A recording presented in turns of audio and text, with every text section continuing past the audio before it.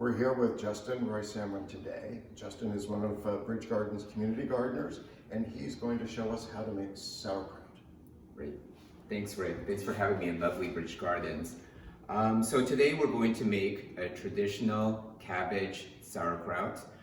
This is fermented, meaning that we are using lactobacillus bacteria in order to change the composition of the sauerkraut.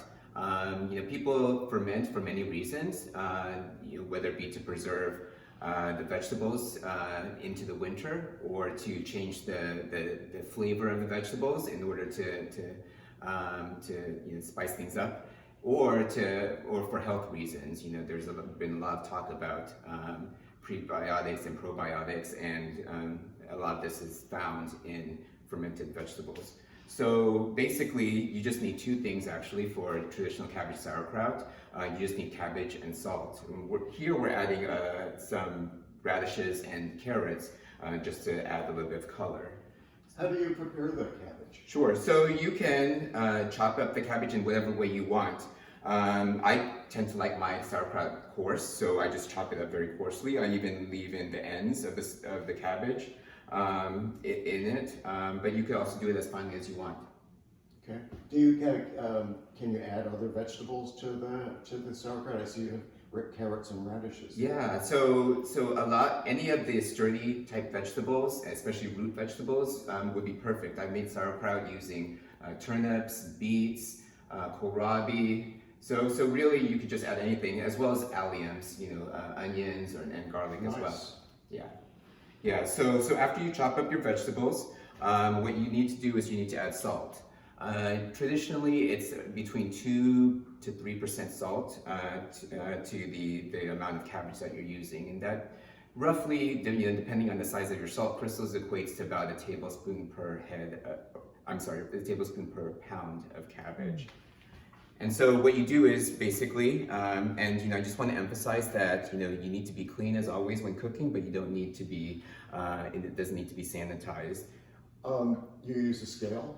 I use a scale, but if you don't have a scale, like I said, it's probably about 1 tablespoon to a pound. Yeah, so if you buy a 2-pound head of cabbage, then you add 2 tablespoons. Exactly. I prefer sea salt. But you can also use kosher salt. The only thing I would avoid would be the just regular table salt. Salt. Yeah, exactly.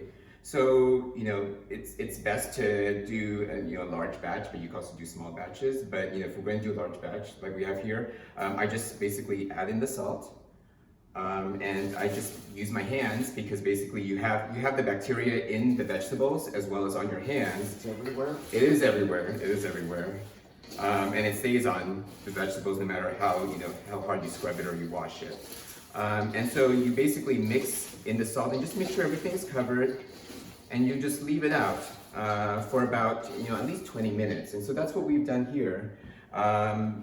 You see that basically the salt draws out the water in the cabbage, because the way that the lactofermentation works is that lactobacillus acid grows when it's in this highly saline solution, as well as without oxygen.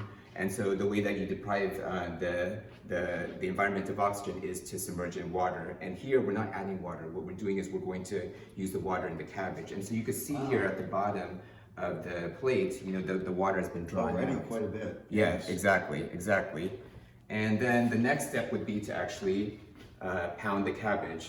You actually don't need to pound the cabbage, but if you want to just use the liquid of the cabbage, you would just, it would be best to pound the cabbage so that the water gets drawn out even further. Otherwise, you would need to add some water. So you could add water to it. You can add water, but I would then create a solution, 2 to 3% salt solution. Water, Exactly. But here, and you know that traditionally, people have pounded the cabbage. Before I bought my tamper here, I would actually just use my fist actually to pound cabbage. You can buy those easily.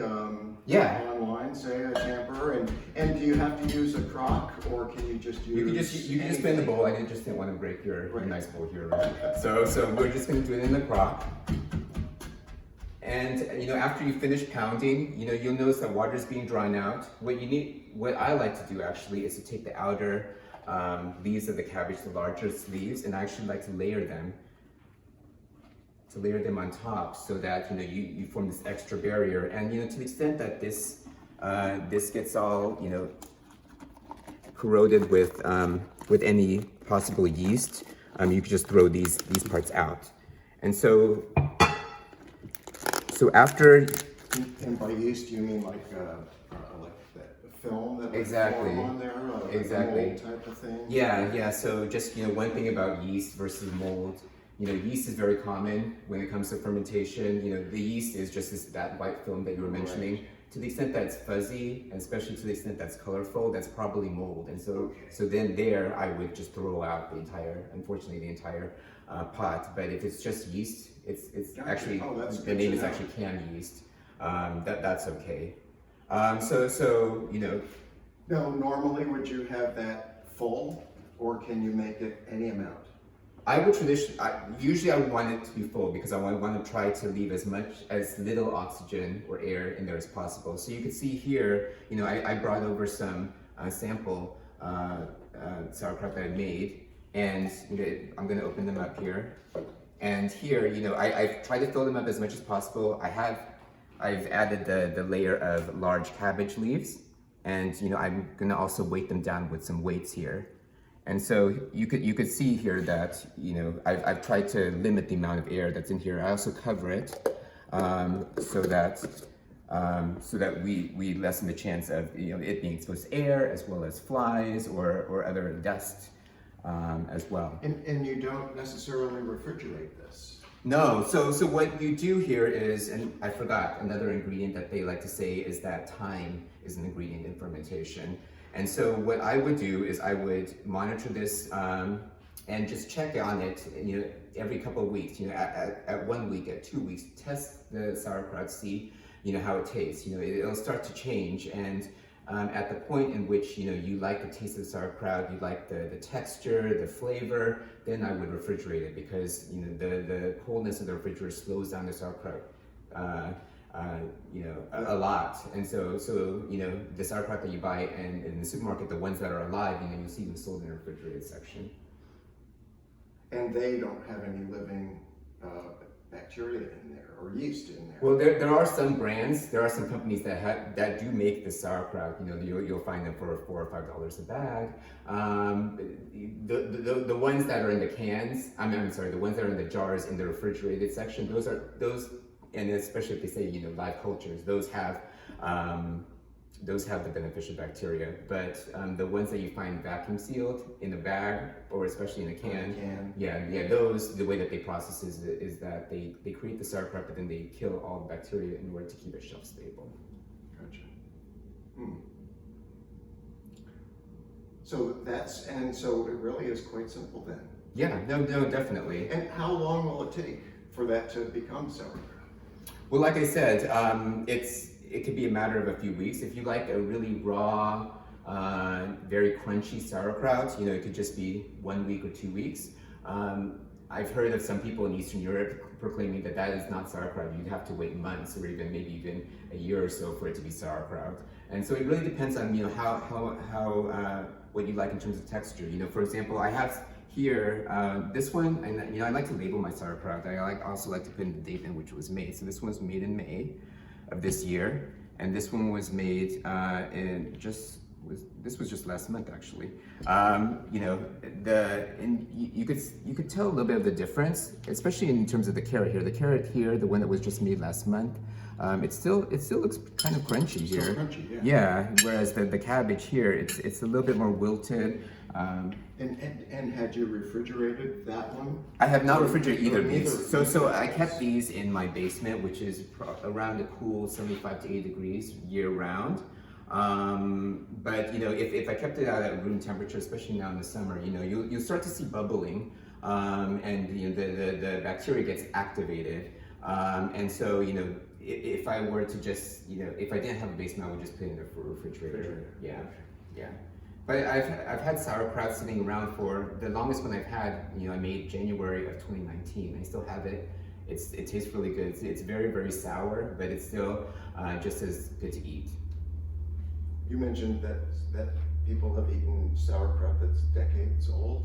I've heard Is that kimchi true? being Kimchi. eaten decades old, but and you know, other fermented products. But you know, to the extent that it does not have mold on it or other pathogens, and you know, I would encourage you to just basically use your senses. You know, you could tell that the sauerkraut, you know, it has this wonderful flavor and texture. You know, it's good to eat. It's amazing that something so simple to make, and with just 2 ingredients, it tastes so good. Yeah. And I like the idea of adding the carrots and the radishes. No, And definitely. other vegetables. Well, thank you, Justin, for being here and showing us about sauerkraut and fermented foods. Thank you for having me.